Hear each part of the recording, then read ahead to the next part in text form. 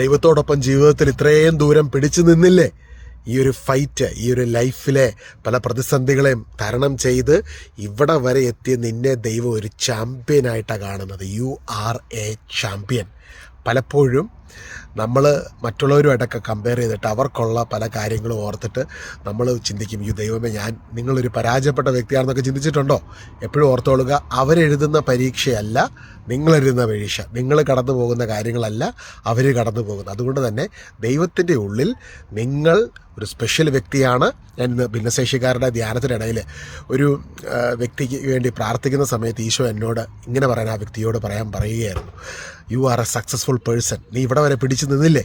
2004 സ്വന്തം അപ്പനെ അമ്മയെ നഷ്ടപ്പെട്ടു പോയ, ഈ ഭൂമിയിൽ ആരും തന്നെ ഇല്ല. അതിനുശേഷം മൾട്ടിപ്പിൾ സ്ക്ലറോസിസ് അസുഖം വന്ന് വീൽ ചെയറിലായിപ്പോയി ഒരു മനുഷ്യന് വേണ്ടി പ്രാർത്ഥിക്കുന്ന സമയത്ത് ആ വ്യക്തി ഒത്തിരിയും പിടിച്ചു നിന്ന് പല പ്രശ്നങ്ങളെ അതിജീവിച്ച് ഇന്ന് കുറേ കാര്യങ്ങളൊക്കെ ജീവിതത്തിൽ പ്രതിസന്ധികളുണ്ടെങ്കിൽ അത് അതിജീവിച്ച് മുമ്പോട്ട് പോവുകയാണ്. ആ വ്യക്തിക്ക് വേണ്ടി പ്രാർത്ഥിക്കും. ഈശോ ഇങ്ങനെ പറയാൻ പറഞ്ഞു, you are A successful person. ദൈവം നമുക്ക് ഏൽപ്പിച്ച് തന്നിരിക്കുന്ന ഉത്തരവാദിത്തങ്ങൾ നമ്മളത് ഭംഗിയായിട്ട് അത് ഓരോ പ്രതിസന്ധികളുമൊക്കെ ദൈവം നൽകിയ ഉത്തരവാദിത്തങ്ങളൊക്കെ ചെയ്തുകൊണ്ട് പ്രതിസന്ധികളെ തരണം ചെയ്ത് മുൻപോട്ട് പോകുമ്പോൾ ദൈവത്തിൻ്റെ മുൻപിൽ, എല്ലാം അറിയുന്ന ദൈവത്തിൻ്റെ മുൻപിൽ നീ ഒരു സക്സസ്ഫുൾ പേഴ്സണാണ്. മനുഷ്യൻ നിങ്ങളെ എങ്ങനെ അളക്കുന്നു, അനലൈസ് ചെയ്യുന്നു, നിങ്ങൾക്ക് എന്തുണ്ട് എന്ന് നോക്കിയാണെങ്കിൽ, നിങ്ങൾ അനലൈസ് ചെയ്യുന്നെങ്കിൽ ദൈവം നിങ്ങളെ നോക്കും. നിങ്ങൾക്ക് ആരാ ഉള്ള? ഈശോ നിങ്ങളുടെ കൂടെ ഇല്ലേ? ഈശോയിലൂടെ എല്ലാം നിങ്ങൾക്കുണ്ട്. You are A successful person. God bless you with this thought.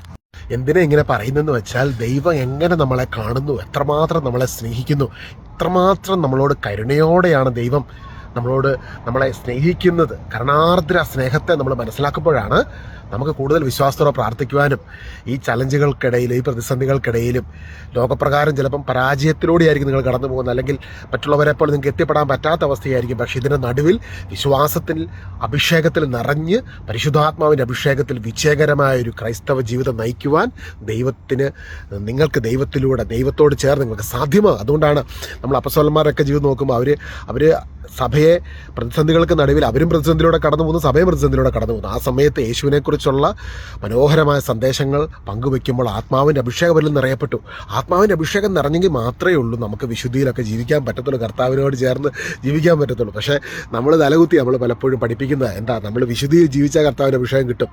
കർത്താവ് എങ്ങനെ നമ്മളെ കാണുന്നു, സ്നേഹിക്കുന്നു, ബന്ധമാണ് ആത്മാവിൽ നമ്മളുമായിട്ട്.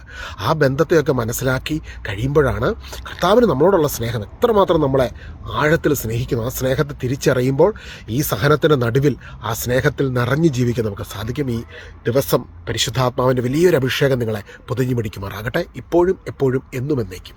ആമേൻ.